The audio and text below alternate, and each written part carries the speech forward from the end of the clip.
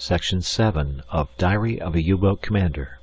I have told Max's secretary that I want to get to sea. To be here in Bruges and not to see her is more than I can bear. I sail at dawn tomorrow. Shall I see her? No, it is best not. A frightful noise over the New Year's celebrations tonight. Champagne flowing like water in the mess. I feel the year 1917 opens badly for me. Weissman also went to sea again for a short trip in the Channel, and is not reported for 5 days. Perhaps he has despised the Dover barrage once too often.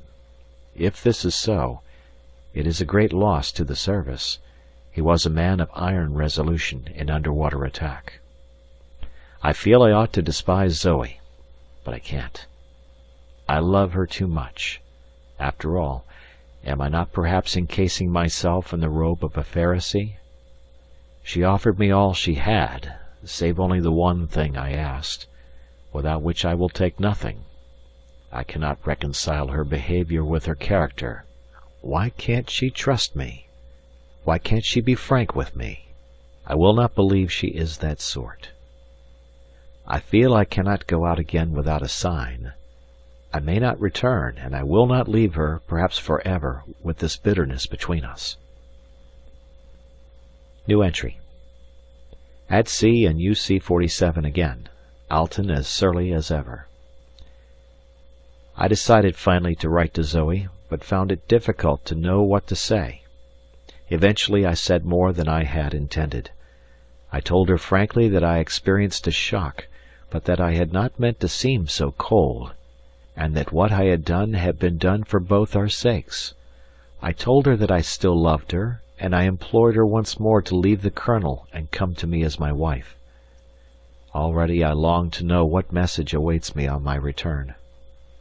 This will not be for 3 days. We left at dawn this morning to lay mines off the channel to Harwich Harbour, a nest from which submarines, cruisers, and destroyers buzz in and out like wasps.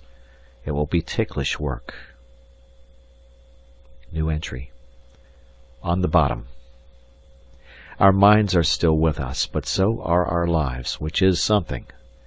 We were approaching the appointed spot at 6 a.m. this morning, when without the slightest warning the track of a torpedo was seen streaking towards us about 50 yards on the starboard bow. Before Alton, who was on the bridge with me, could do more than press the diving alarm, the track met our ram. I breathed again, and was then reminded by an oath from Alton that the boat was diving. It was evident that we had only been saved by the torpedo running deep under the cutaway part of our bow. Otherwise, well, the tangle of my affairs would have been easily straightened. Further procedure on the surface was suicidal, and we kept hydrophone patrol, twice hearing the motors of the enemy submarine. At the moment we are on the bottom, waiting to come up and charge tonight, and lay our mines at dawn tomorrow. New entry. On the bottom in 28 meters, and feeling none too comfortable, as there would appear to be about a dozen destroyers overhead. Last night, or rather early this morning, I participated in one of the most extraordinary incidents that I have ever heard of. It was pitch black dark when I took over at 4 a.m., and a fresh breeze had raised a lumpy sea, which covered the bridge with spray. We were charging 400 amps on each, with the intention of laying one mine directly there was sufficient light to get a fix from some of the buoys which the English stick down all over the place here in the most convenient manner possible. If only one could believe they never shifted them. Alton says it never occurs to an Englishman to do a thing like that, but I'm not so sure. However, we were proceeding along at about 5 knots, crashing into the sea rather badly, when out of the black beastliness of the night I saw a shape close aboard on the port hand. As I hesitated for a second as to my course of action, I was astounded to see a large submarine which must have been British, on an opposite course, not more than 25 meters away. This sounds absurd, but it really wasn't further. I'm not ashamed to confess that I was completely disorganized. It did not seem possible that the enemy was literally alongside me. I don't know how it struck the officer in the British boat. but I must give him credit for doing something first, for he fired a Very's white light straight at me as the two boats passed. It impinged on the hull, and in the flash I caught a photographic glimpse of his conning tower, on which was painted the letter E, followed by two numbers, of which one was a 2, I think, and the other a 9. By this time he was on my port quarter and rapidly disappearing. In a frenzy of rage I managed to get my revolver out, and whilst with the left hand I pressed the diving alarm, with the right hand I emptied the magazine in his direction. When we were down, Alten practically refused to believe me, which made me very pleased that in descending I had trod on a pair of hands which turned out to be his, as he had started up the ladder to the upper conning tower when he first heard the alarm. I presume our opponent dived as well, but evidently he had put 2 and 2 together and used his aerial at some period, for when at dawn we poked a periscope up, a flotilla of destroyers appeared to be looking for something, which something was us, unless I am much mistaken, so we bottomed where we have been ever since.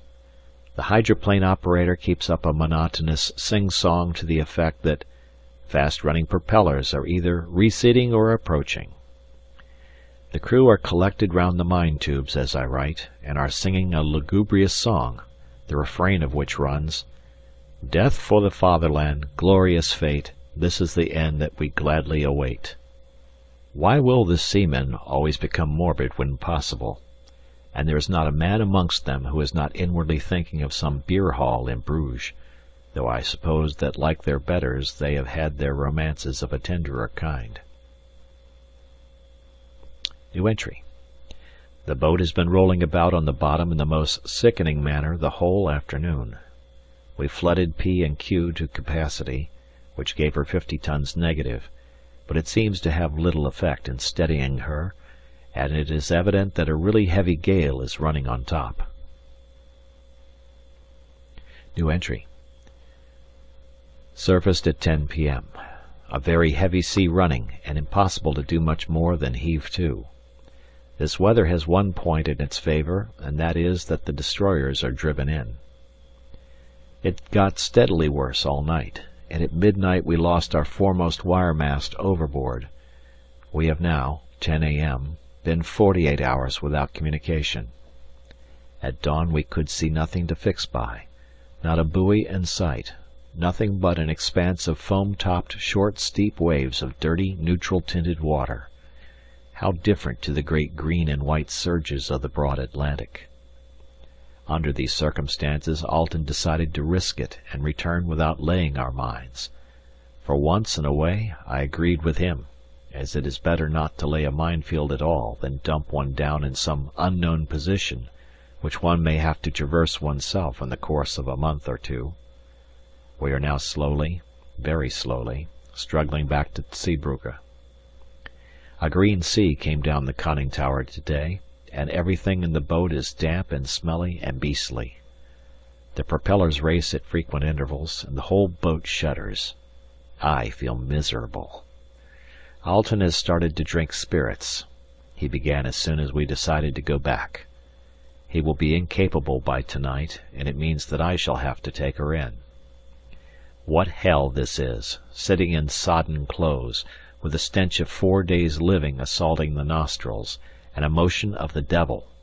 The glass is very low and is slowly rising, so that I suppose it will blow harder soon, though it is about force 8 at present. I wonder what Zoe will have written in reply to my note. When I think of what I rejected, and compare it with my beast-like existence here, I can hardly believe that I behaved as I did. What would I not give now to be transported back to the forest? At this rate of progress we shall take another 24 hours. I wonder if I can knock another half knot out of her without smashing her up. New entry. The extraordinarily violent motion has upset the Anschutz. Footnote 1. The gyroscopic compass. End of footnote. The bearing cone of the stabilizing gyro has cracked, and the master compass began to wander off in circles. I was just resting for an hour or two, wedged up on a wet settee with coats equally wet, when her heavy pitching changed to a wallowing roll, and I heard the pilot, who was on watch, cursing down the voice pipe, as we had sagged off our course. I heard the voice of the helmsman querulously maintain that he was steering his course by Anschutz, so I got up and gingerly clawed my way into the control room, where I found by comparing Anschutz with magnetic that the former had gone to hell, the reason being obvious, as the stabilizer was exerting a strongly biased torque. I stopped the Anschutz, and asked the pilot to give the helmsman a steady by magnetic. As we staggered back to our course, I heard a thud in the wardroom, and on returning to my settee found that Alten had rolled out of his bunk, where he was lying in a drunken stupor, and that he was face downwards, sprawling on the deck, half his face in the broken half of a dirty dish which had fallen off the table whilst I was having tea. As I couldn't let the crew see him like this, I was obliged to struggle and get him back into his bunk.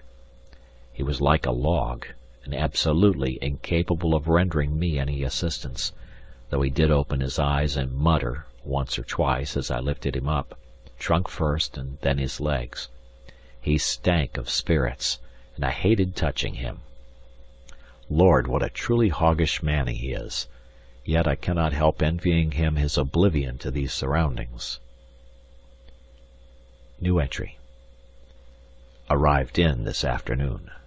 Alten quite slept off his drink, and was offensively sarcastic as I worked on the forepart with wires, getting her into the shelters alongside the mole. I hastened up to Bruges, and in the mess heard several items of news and found 2 letters. The first, in a well-known handwriting, I opened eagerly, but received a chill of disappointment when I read its single line. I am here when you want me. Z. So she thinks to break my resolution. No, I am stronger than she, and now that I know she loves me, I can and will bend her to my will. Even now, at this distance of time, I can hardly understand my conduct the other day. I must have been given the strength of 10. I feel that I could not do it again. Had she hesitated a second longer at the door, well, I can hardly say what I would have done.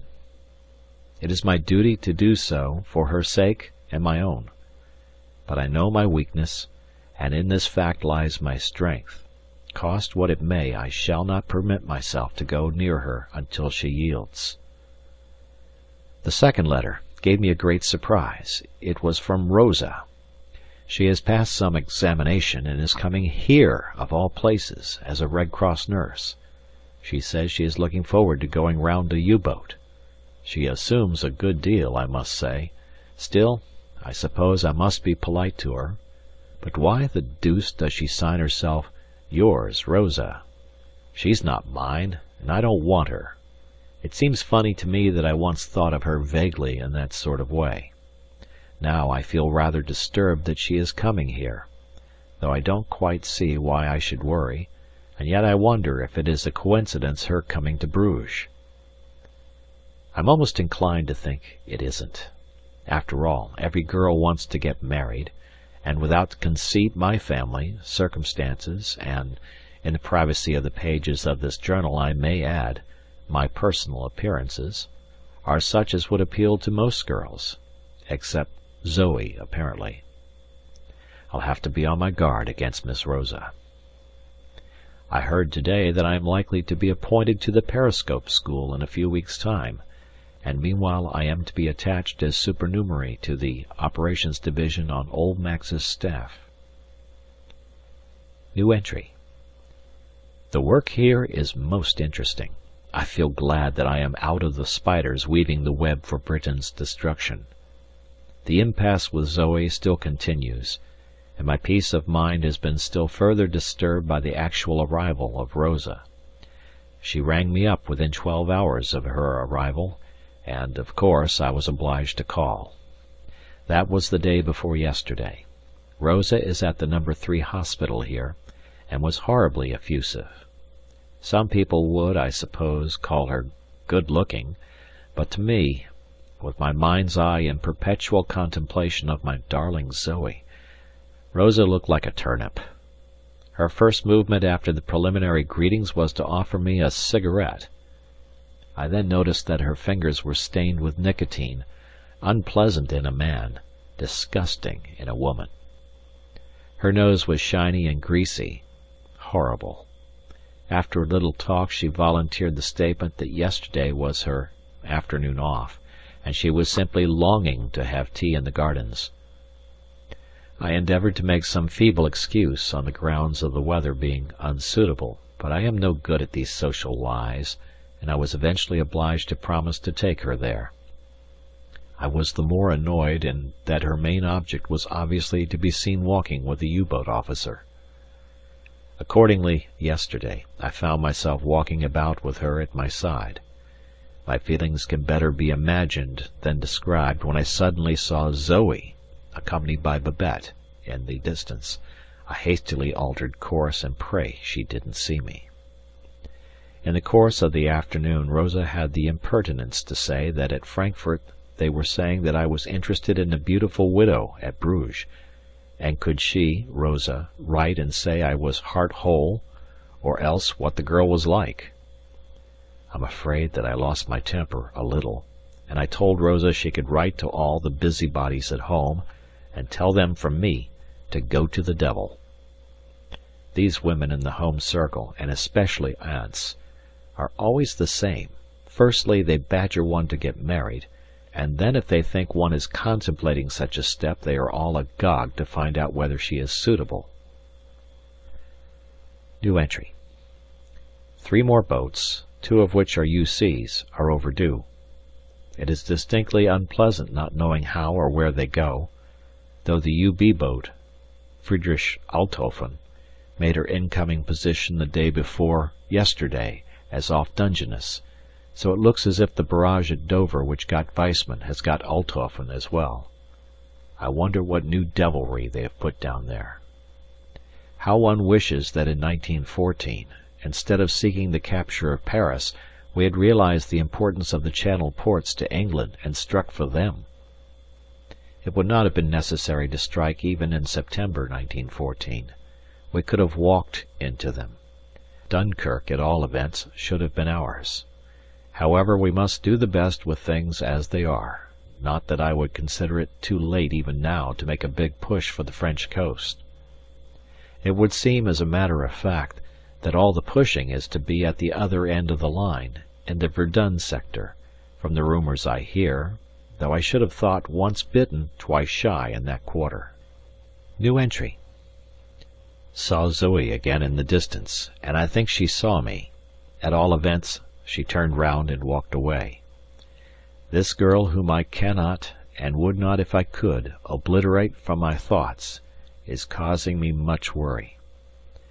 She shows no sign of giving in, and I for one intend to be adamant. I shall defeat her in time. The male intellect is always ultimately victorious, other things being equal. I was reading Schopenhauer on the subject last night. What a brain that man had, though I confess his analysis of the female mentality is so terribly and truthfully cruel that it jars on certain of my feelings. Zoe's resolution in this conflict, this sex war, one might call it, only adds to her charm in my eyes. She is, I feel, a worthy mate for me, both intellectually and physically, and she shall be mine.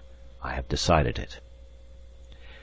Met Rosa today at old Max's house, where I went to pay a duty call. Her Excellency is as forbidding a specimen of her sex as any I have ever met. She quite frightened me, and in the home circle the old man seemed quite subdued. I escorted Rosa home, and on the way to her hospital she gave me a great surprise, as after much evasive talk she suddenly came out with the news that she was engaged to Heinrich Baumer, of UC-23. I was quite taken aback, and will frankly confess that not so very long ago I imagined, evidently erroneously, that she was disposed to let her affections become engaged in another quarter. However, I was really very glad to hear this news, and congratulated her with genuine feeling. The knowledge that she was a promised woman quite altered my feelings towards her, and before I quite meant to, I had told her a considerable amount about Zoe. It gave me much relief to be able to unburden myself and confide my difficulties elsewhere than in the pages of this journal. I have asked the girl to tea tomorrow. New entry. A vile air raid last night. British machines, of course. They seemed determined to get over the town, and from 1 a.m. to 3 a.m. relays of machines, of which not one was shot down, attacked us. The din was tremendous, and all sleep was out of the question.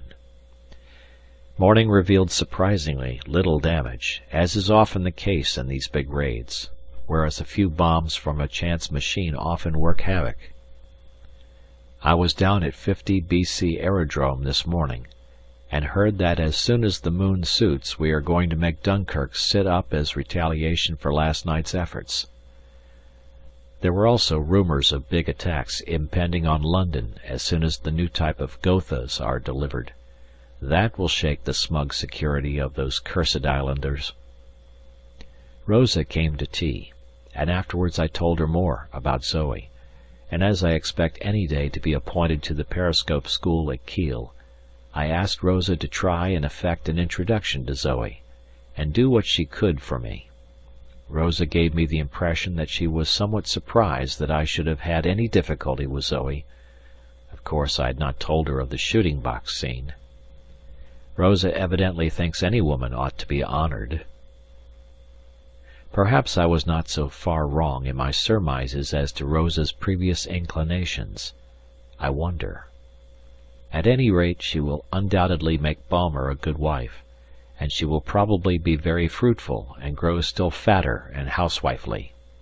She is of a type of woman appointed by God in his foresight as breeders. Zoe, my adorable one, will probably not take kindly to babies. Section 8 of Diary of a U-Boat Commander. I am ordered to report myself at Kiel by next Monday. I am terribly tempted to ring up Zoe on the telephone before I leave. It seems dreadful to leave her without a word, but at the same time I feel that she would interpret this as a sign of weakness on my part, as indeed it would be. I must be firm, for strength of mind pays with women, even more than with men. At Kiel. I left Bruges without a word either to or from my obstinate darling. It is torture being away from her. I had thought that when I was here and not exposed to the temptation of going round and seeing her, that it would be easier. It is not. I long to write, and how I wonder whether she is feeling it as I do. I have read somewhere that a woman's passion once aroused is more ungovernable than a man's. That her whole being cries aloud for me cannot be doubted.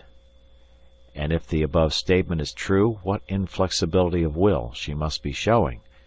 It almost makes me fear.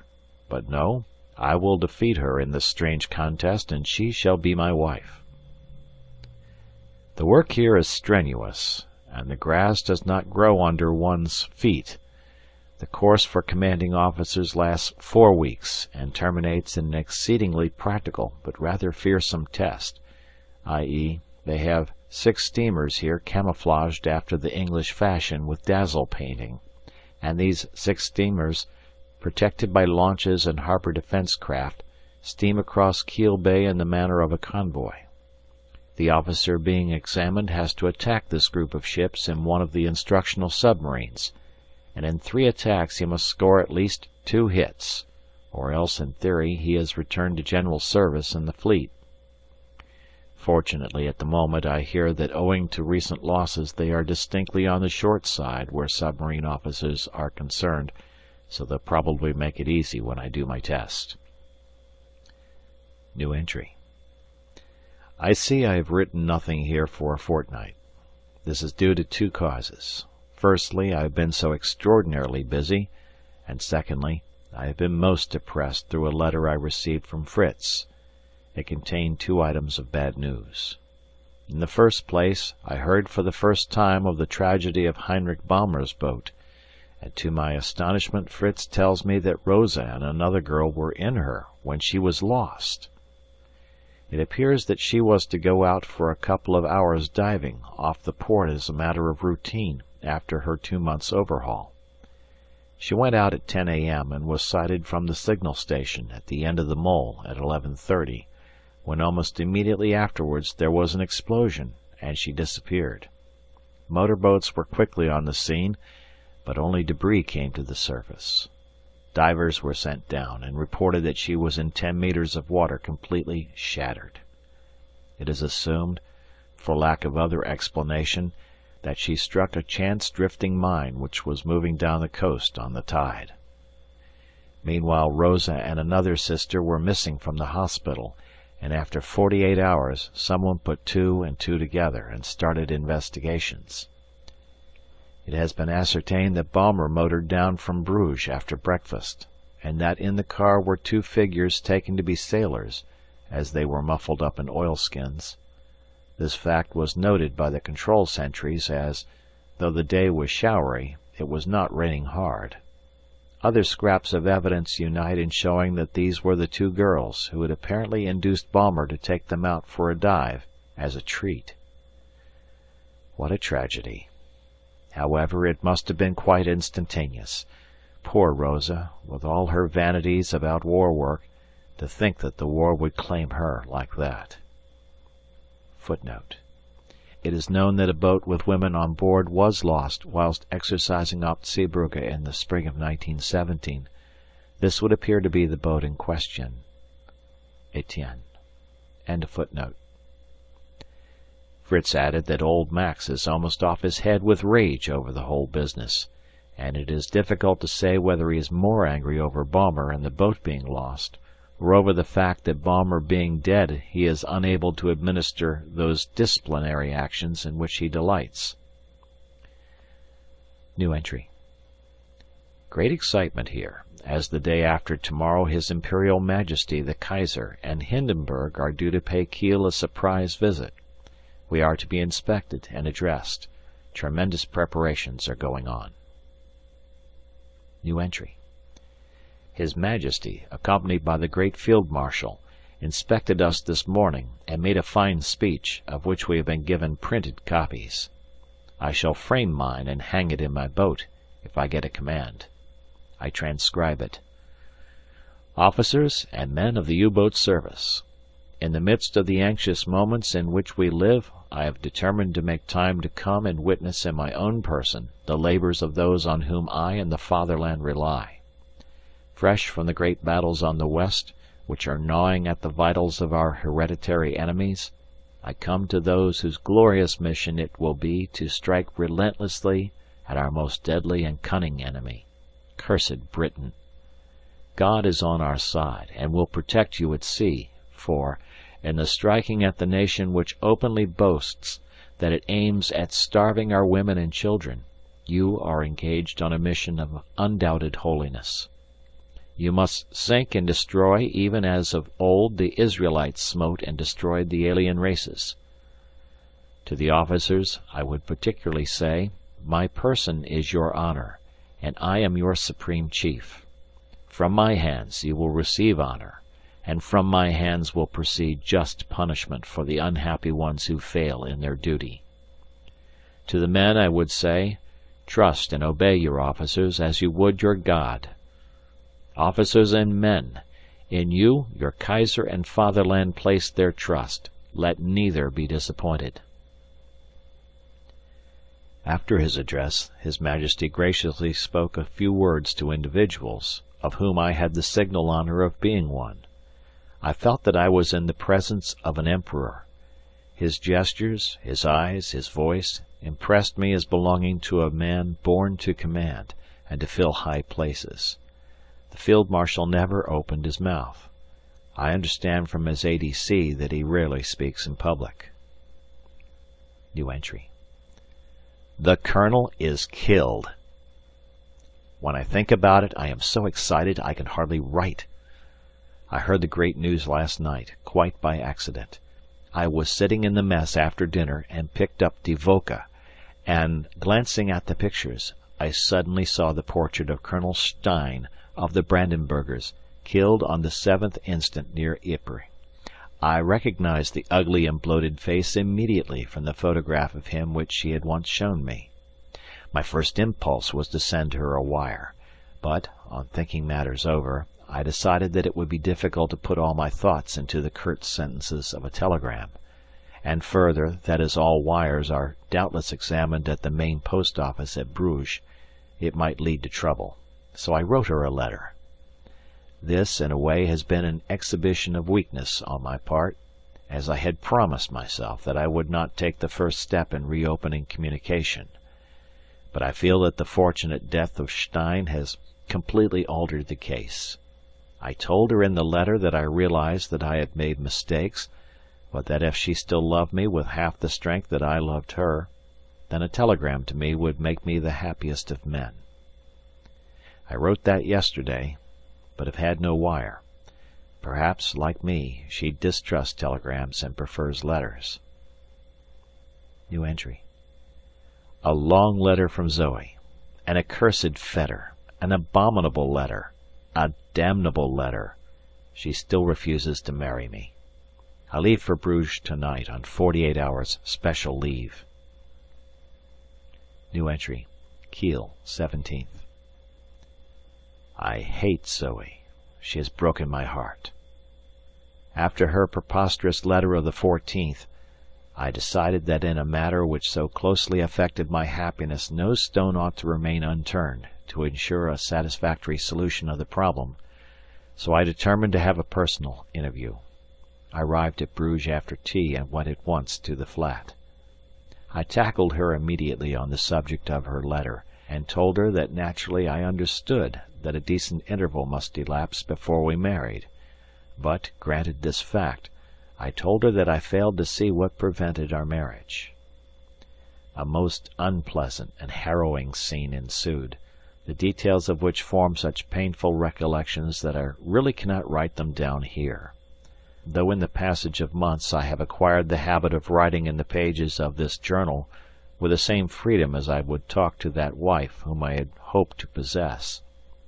She maintained an obstinate silence when I urged her to give me at least some tangible reason as to why she would not marry me. She contented herself and maddened me by reflecting in a kind of monotone, "I love you, Karl, and am yours, but I cannot marry you." I could have beaten her till she was senseless, but I had enough sense to realize that with Zoe, whose resolution, considering she is a woman, amazes me, force is not the best method.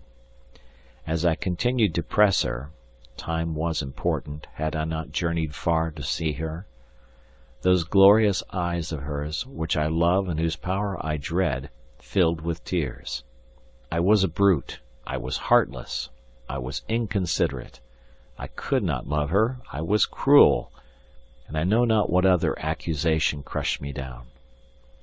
Broken-hearted and dispirited, I told her to choose there and then. She collapsed onto a sofa in a storm of tears, and after a severe mental struggle I took the only possible course, and leaving the room, left her forever. I have resumed my service life determined to cast her out from my mind. I will not deceive myself, it will be hard. Love and logic are deadly enemies, but logic must and shall prevail. Though I have seen her for the last time, I cannot escape the net of fascination which the girl has thrown over me. Perhaps in the course of time I shall slowly emerge and free myself from its entanglements.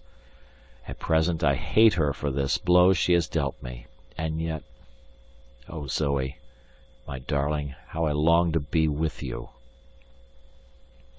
New entry. Today I went through my final test for qualification as U-boat commander. At 9 a.m. I proceeded to sea in command of the U-11, one of the instructional boats here. We proceeded out into Kiel Bay. On board and watching my every movement was a committee consisting of a commander and 2 lieutenant commanders. On arrival at the entrance lightship, I was ordered to attack a convoy of camouflaged ships which were just visible about 15 kilometres away off the Spit Bank. I had a very shrewd idea as to the course they would steer, and on coming up from my final observation I found myself in an excellent position, 1,000 metres on the bow of the leading ship. The rest was easy. I gave the leader the 2 bow torpedoes, and, turning 16 points, fired my stern tube at the 3rd ship of the line. 2 hits were obtained, and I returned to harbour well pleased with myself. There is not the slightest chance of having failed to qualify. New entry. My confidence in myself was not misplaced. I heard today that I am on the command list, and anticipate in a few days being appointed to a boat. I wonder which craft I shall get. New entry. I met the ADC to the Chief of the Staff of the school at the Gardens, and in conversation with him discovered that he had heard that 3 boats were being detached from the Flanders flotilla for an unknown destination. This has given me an idea, for I feel that I can never return to Bruges, and I was rather dreading being appointed to one of the boats there. I have dropped a line to Fritz Regels, who is on old Max's staff, and told him that I do not wish to return to Bruges, and I further hinted that I understood a detached squadron was proceeding somewhere, and as far as I was concerned, the further the better, if I could get into it. I have tried the night life at this place at the Mascotte and Trocadero, in order to forget, but it is a poor consolation. Footnote: 2 well-known cabarets at Kiel. End of footnote. New entry. A letter from Fritz, saying that he has an idea that Korting's boat would suit me, though he could not of course give me further details in a letter. However, he informs me positively that I shall not be at Bruges. On the strength of this I have wired to Fritz, and asked him to try and fix up an exchange between me and Korting, provided the latter is agreeable and the people in Max's office have no objection.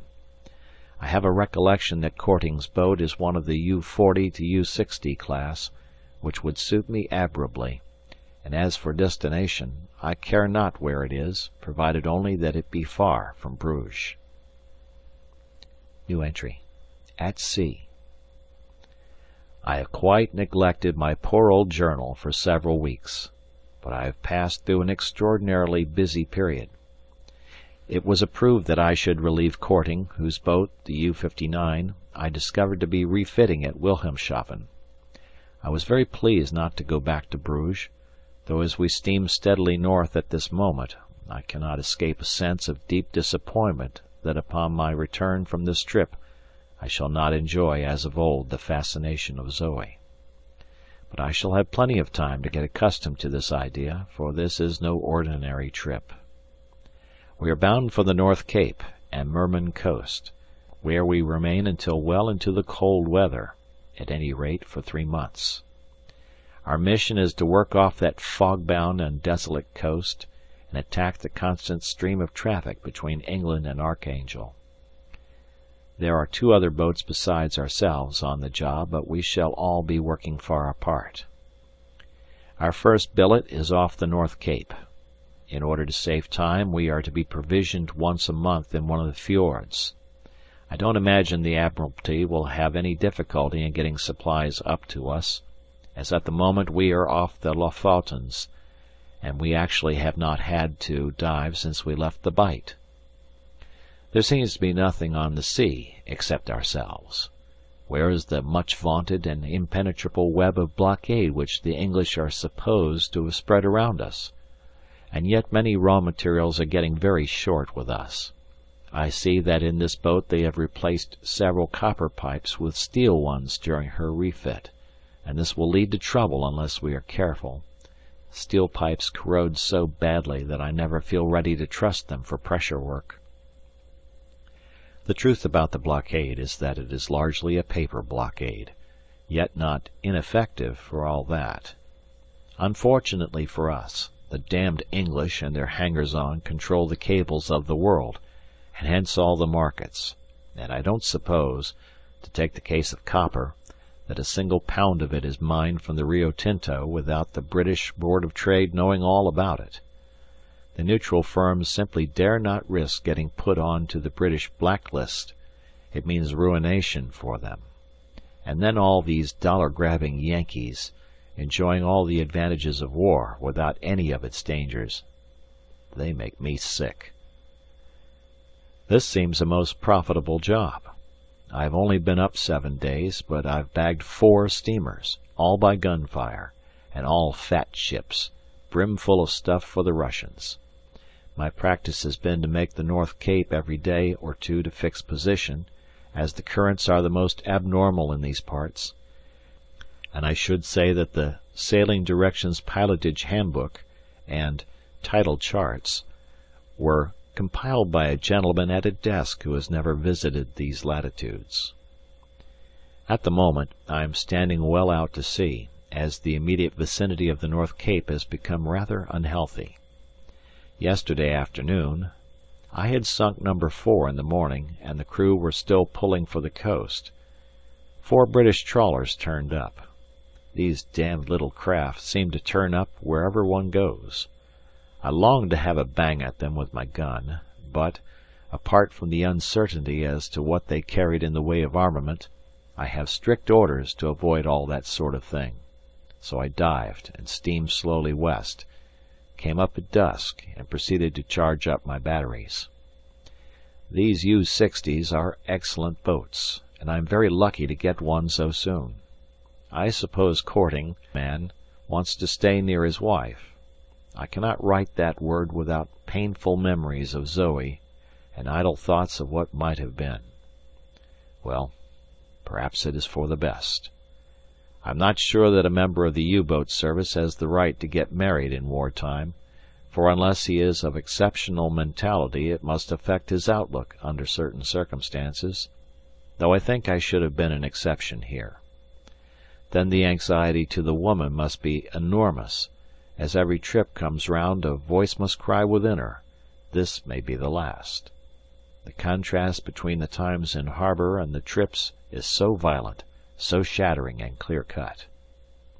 With a soldier's wife she merely knows that he is at the front.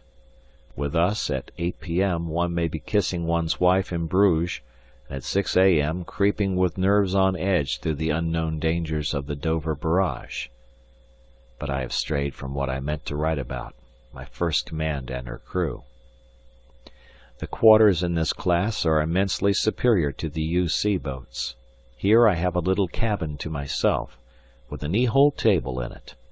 My first lieutenant, the navigator, and the engineer have bunks in a room together, and then we have a small officers' mess.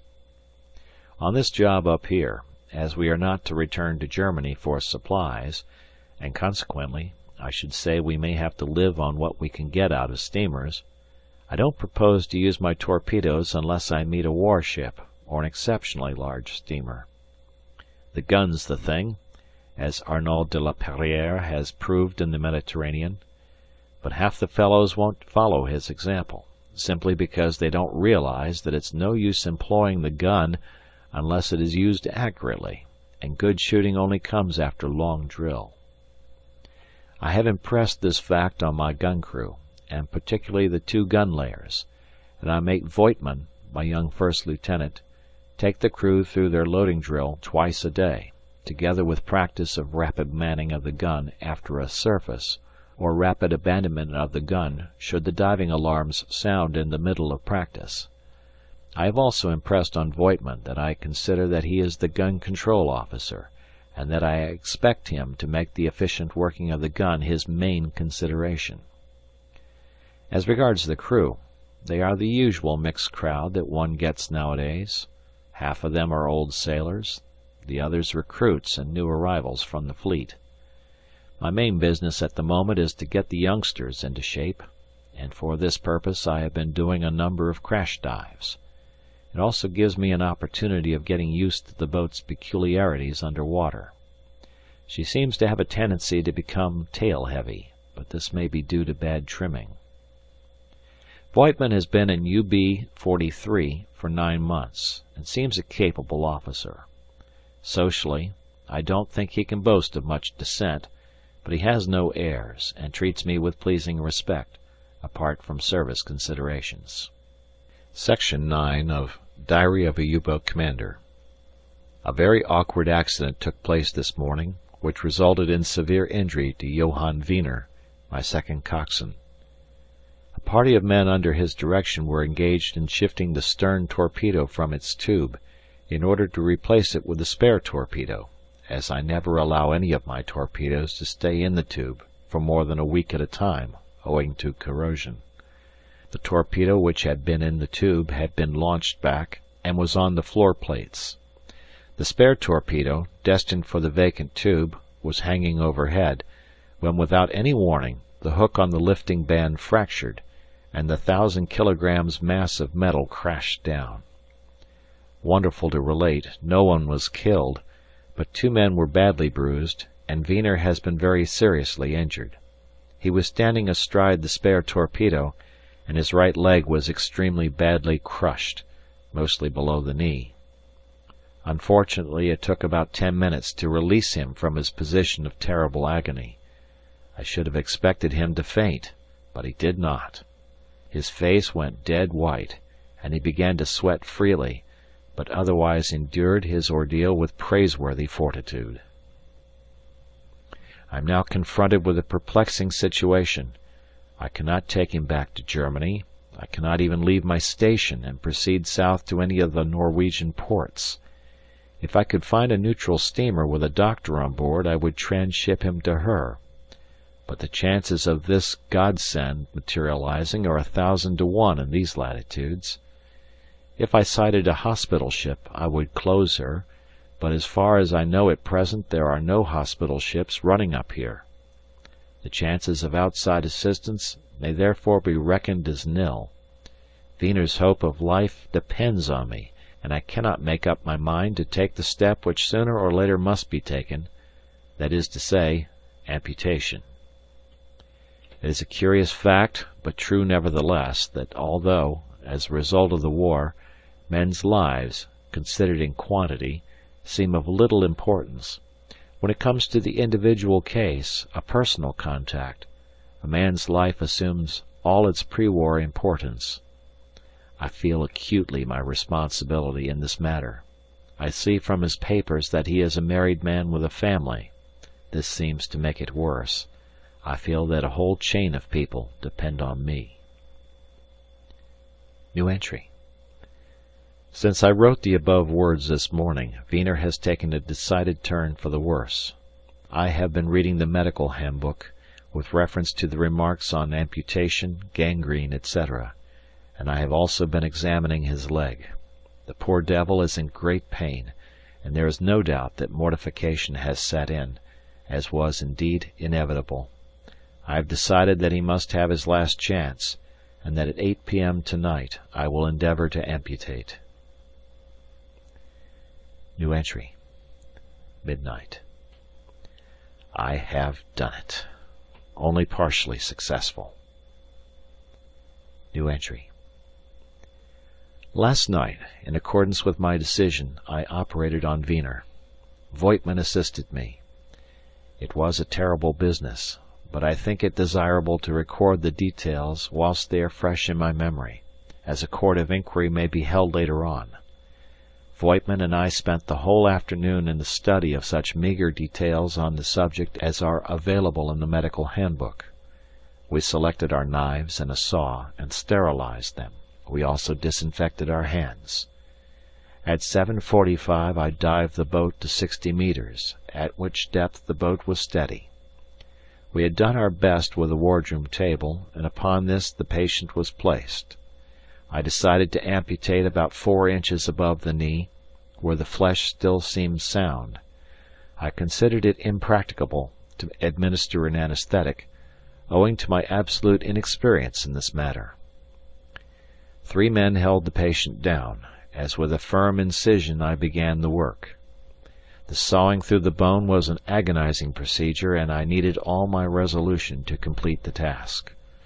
Up to this stage all had gone as well as could be expected, when I suddenly went through the last piece of bone and cut deep into the flesh on the other side. An instantaneous gush of blood took place, and I realized that I had unexpectedly severed the popliteal artery before Voigtman, who was tying the veins, was ready to deal with it. I endeavoured to staunch the deadly flow by nipping the vein between my thumb and forefinger, whilst Voigtman hastily tried to tie it. Thinking it was tied, I released it, and alas, the flow started again. Once more I seized the vein. Once again Voigtman tried to tie it. Useless. We could not stop the blood. He would undoubtedly have bled to death before our eyes, had not Voigtman cauterized the place with an electric soldering iron which was handy. Much shaken, I completed the amputation, and we dressed the stump as well as we could. At the moment of writing, he is still alive, but as white as snow. He must have lost liters of blood through that artery. New entry. 9 p.m. Wiener died 2 hours ago. I should say the immediate cause of death was shock and loss of blood. I did my best. New entry.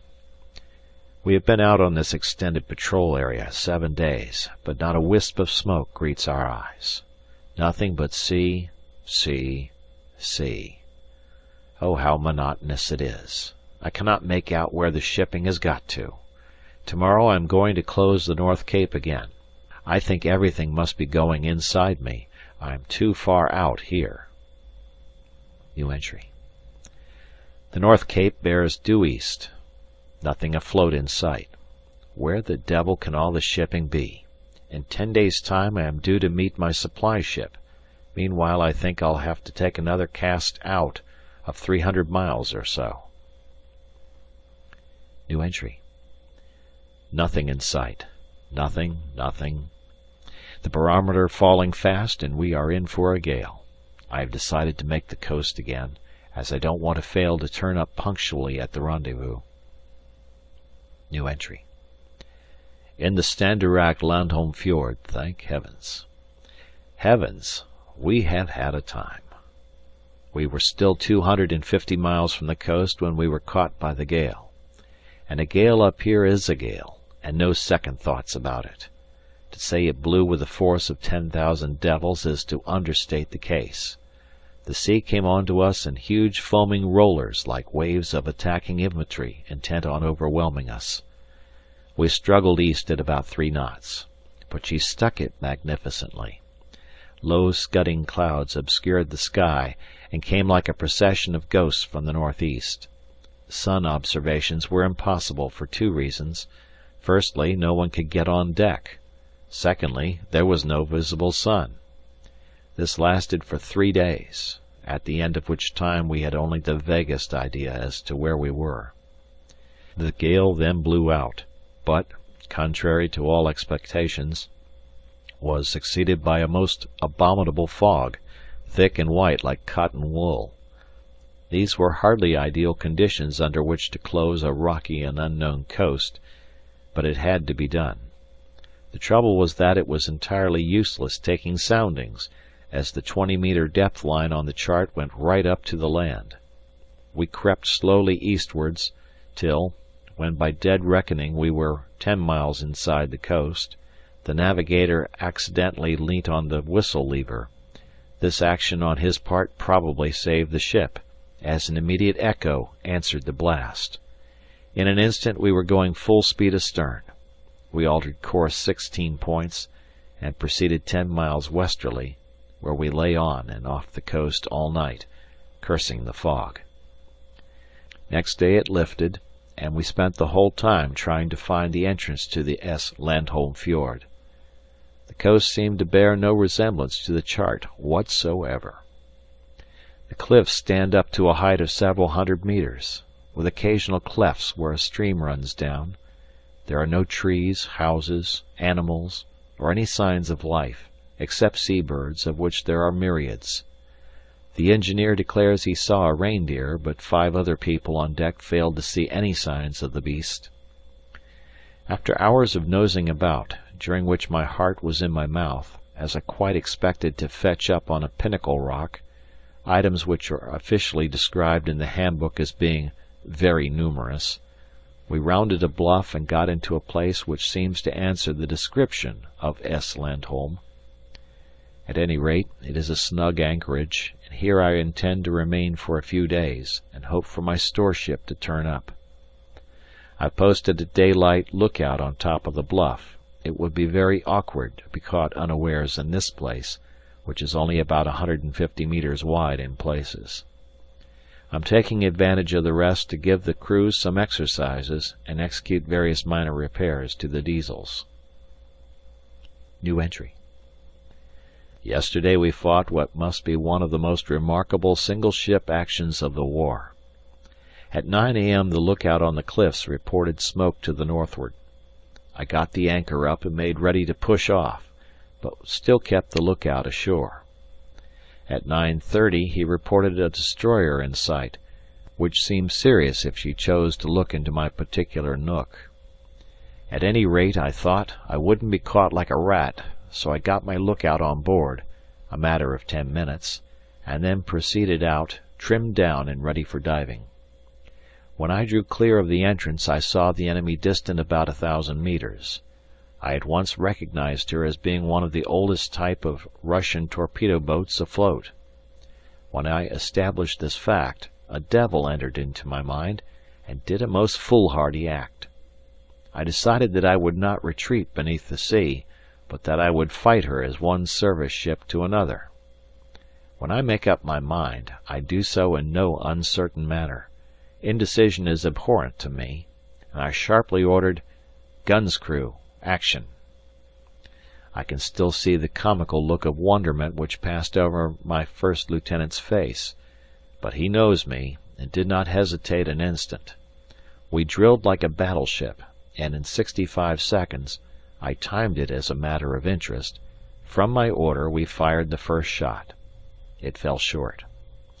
Extraordinary to relate, the torpedo boat, without firing a gun, put her helm hard over and started to steam away at her full speed, which I suppose was about 17 knots. I actually began to chase her. A submarine chasing a torpedo boat. It was ludicrous.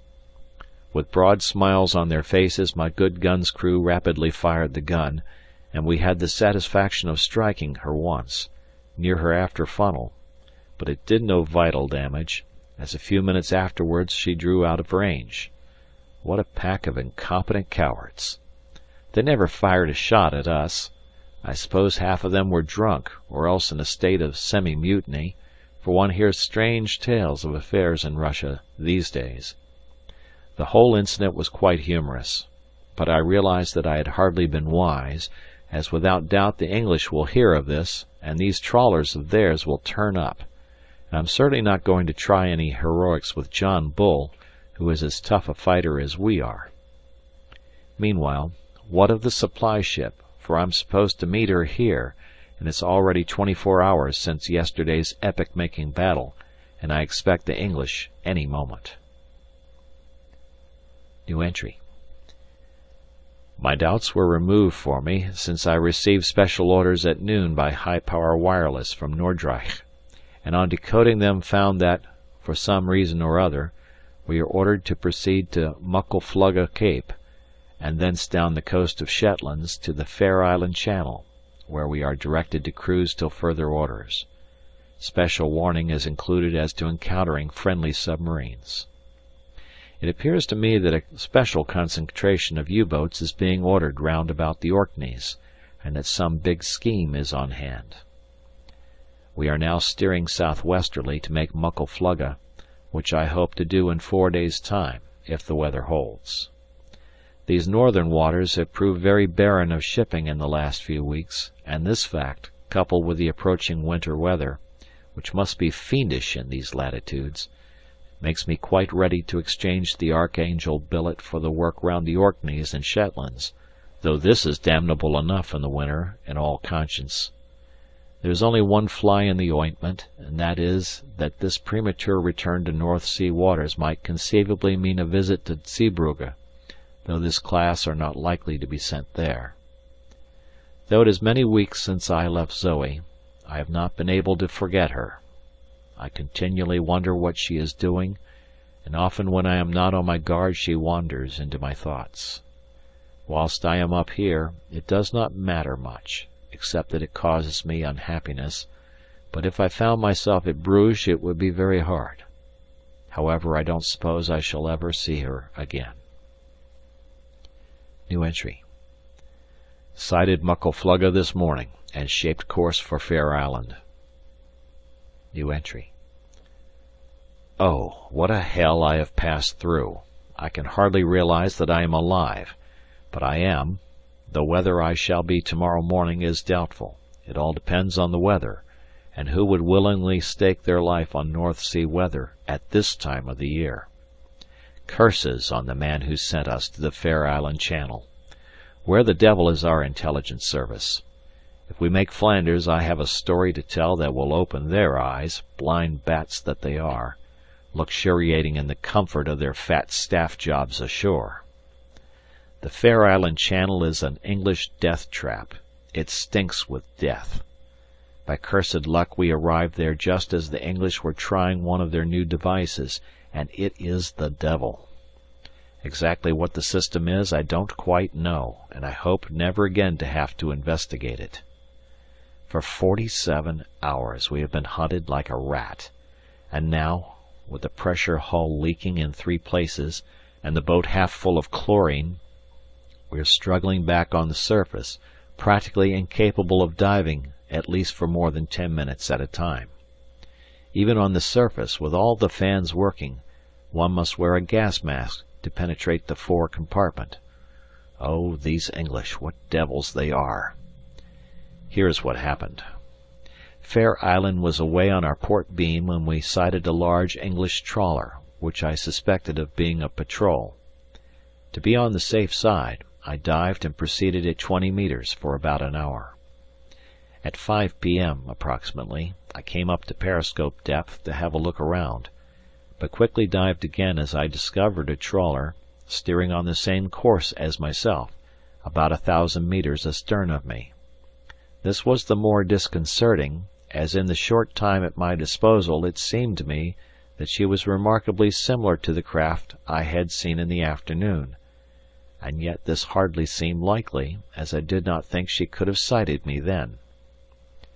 On diving, I altered course 90 degrees, and proceeded for half an hour at full speed, then altered another 90 degrees, in the same direction as the previous alteration, and diving to 30 meters I proceeded at dead slow.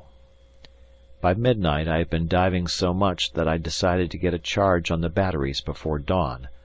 I also wanted to be up at 1 a.m. to make my position report. I surfaced after a good look round through the right periscope, which as usual revealed nothing. I had hardly got on the bridge when a flash of flame stabbed the night on the starboard beam and a shell moaned just overhead. I crash-dived at once, but could not get under before the enemy fired a second shot at us, which fortunately missed us. As we dived, I ordered the helm hard to starboard, to counteract the expected depth charge attack. We must have been 150 meters from the first charge, and a little below it 5 others followed in rapid succession, but were further away, and we suffered no damage beyond a couple of broken lights. The situation was now extremely unpleasant. I did not dare venture to the surface, and thus missed my 1 a.m. signal from headquarters. I wanted to charge badly, and so proceeded at the lowest possible speed. At regular intervals our enemy dropped one depth charge somewhere astern of us, but these reports always seemed the same distance away.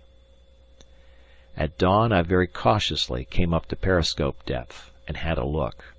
To my consternation, I discovered our relentless pursuer about 1,500 meters away on the port quarter. In some extraordinary manner he had tracked us during the night. I dived and altered course through 90 degrees to south. At 9 a.m. a tremendous explosion shook the boat from stem to stern, smashing several lights, and giving her a big inclination up by the bow. As I was only at 20 meters, I feared the boat would break surface, and our enemy was evidently very nearly right over us. I at once ordered hard to dive, and went down to the great depth of 95 meters. A series of shattering explosions somewhere above us showed that we were marked down, and we were only saved from destruction by our great depth, the English charges being set apparently to about 30 meters. At noon, the situation was critical in the extreme. My battery density was down to 1150.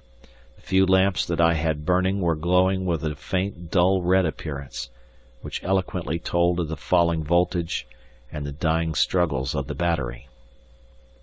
The motors with all fields out were just going round.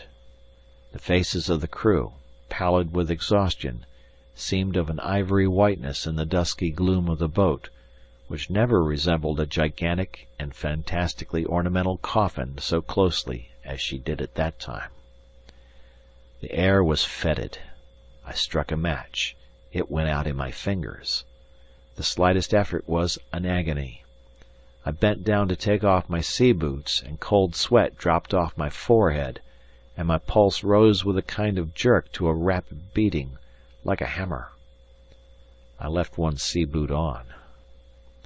At 1 p.m. a deputation of the crew came aft, and in whispered voices implored me to surface the boat and make a last effort on the surface. A muffled report, as our implacable enemy dropped the depth charge somewhere astern of us, added point to the conversation and showed me that our appearance on the surface could have but one end. At 3 p.m. the second coxswain, who was working the hydroplanes, fell off his stool in a dead faint. At 3:30 p.m. the supreme crisis was reached.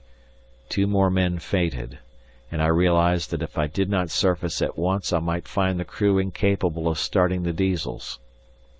At the order "Surface," a feeble cheer came from the men. We surfaced, and I dragged myself up to the conning tower. Luckily we started the diesels with ease, and in a few minutes gusts of beautiful air were circulating through the boat. Meanwhile, what of the enemy? I had half expected a shell as soon as we came up, and it was with great anxiety that I looked round. We had been slightly favoured by fortune in that the only thing in sight was a trawler away on the port beam. It was our hunter. I trimmed right down, hoping to avoid being seen, as it was essential to stay on the surface and get some amperes into the battery. I also altered course away from him. It was about 5 p.m. that I saw 2 trawlers ahead, one on each bow. By this time the boat's crew had quite recovered, but I did not wish to dive, as the battery was still pitiably low.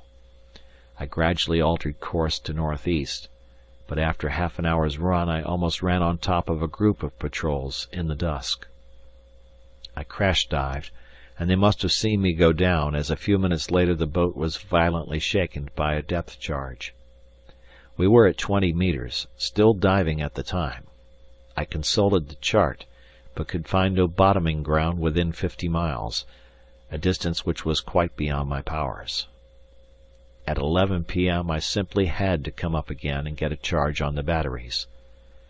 From 7 p.m. to 10 p.m., at regular half-hourly intervals, a depth charge had gone off somewhere within a radius of 2 miles of me.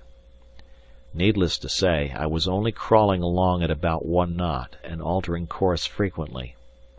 What was so terrible was the patent fact that the patrols in this area had evidently got some device which enabled them to keep in continual touch with me to a certain extent. These monotonous and regular depth charges seemed to say, "We know, O U-boat, that we are somewhere near you, and here is a depth charge just to tell you that we haven't lost you yet." Footnote.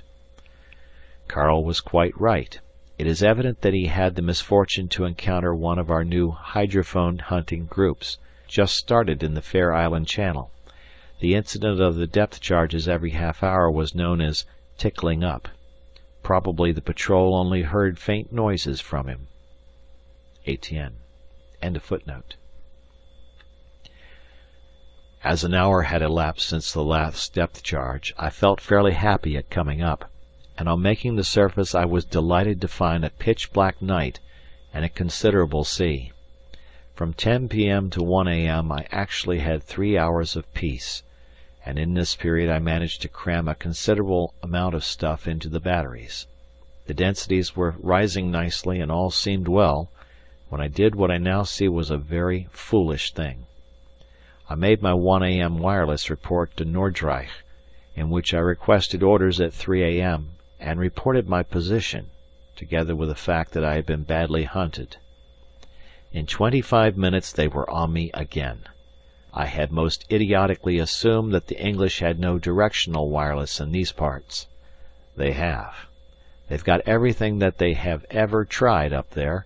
It was concentrated in that infernal Fair Island Channel.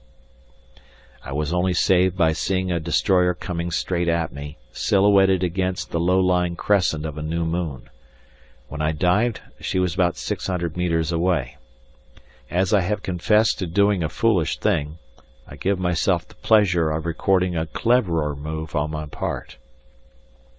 I anticipated depth charge attack as a matter of course, but instead of going down to 25 meters, I kept her at 12. The depth charges came all right, 7 smashing explosions, but, as I had calculated, they were all set to go off at about 30 meters, and so were well below me. The boat was thrown bodily up by one, and I think the top of the conning tower must have broken surface, but there was little danger of this being seen in the prevailing water conditions.